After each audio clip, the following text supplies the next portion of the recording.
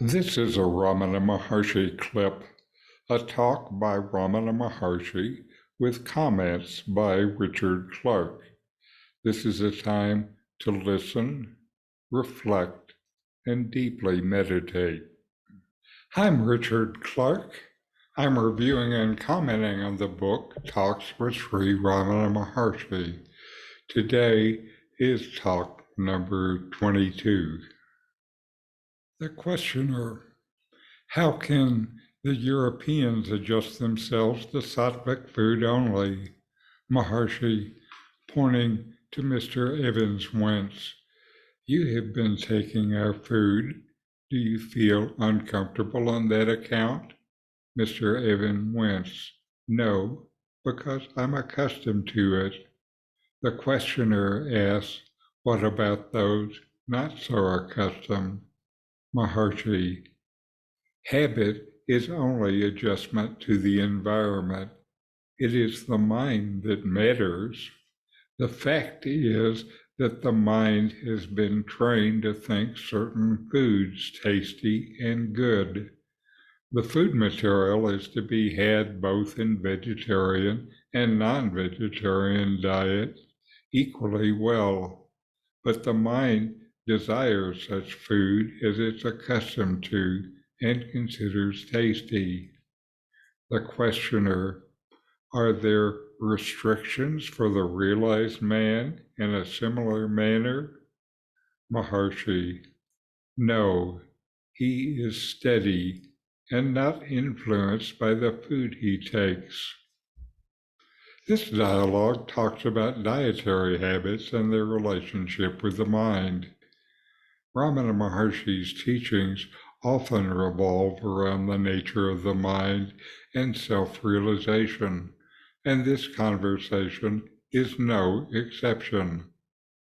In this exchange, the questioner is curious about whether Europeans can adapt to a sattvic diet, one that is pure and vegetarian.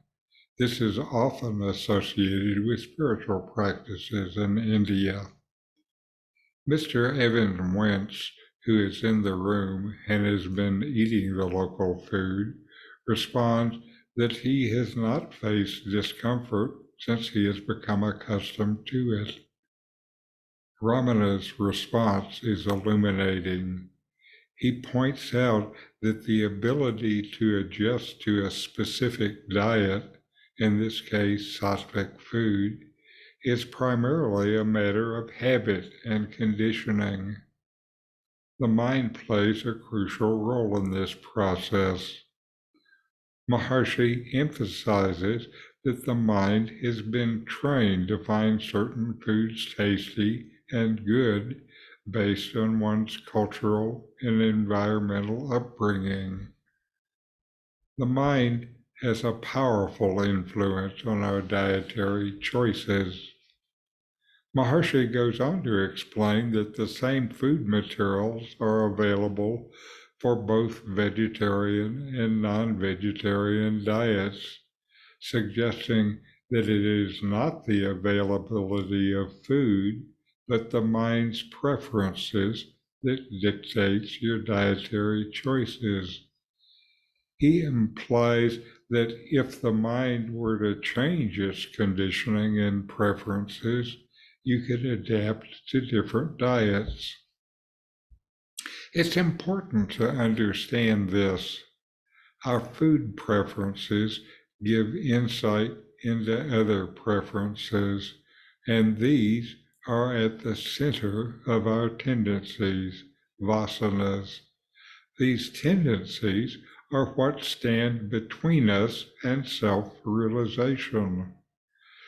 The heart of spiritual practice is to dissolve these tendencies.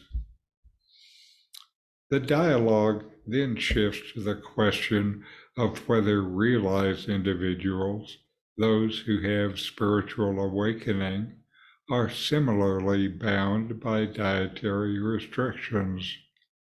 Here, Maharshi asserts that a realized person is steady and not influenced by the food they consume. In other words, their spiritual realization transcends the physical and sensory attachments that often dictate dietary preferences for ordinary people. This dialogue underscores Ramana Maharshi's teachings about the power of the mind and conditioning in shaping our choices, including our dietary preferences. It also highlights the idea that true spiritual realization leads to a state of inner steadiness and detachment from external influences such as food preferences.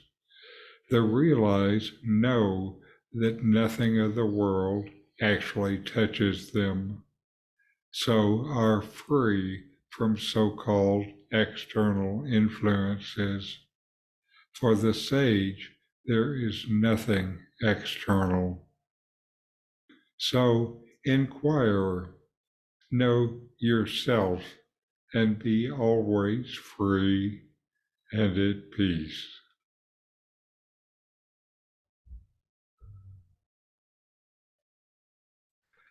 These videos help bring Ramana Maharshi's teachings into your direct experience.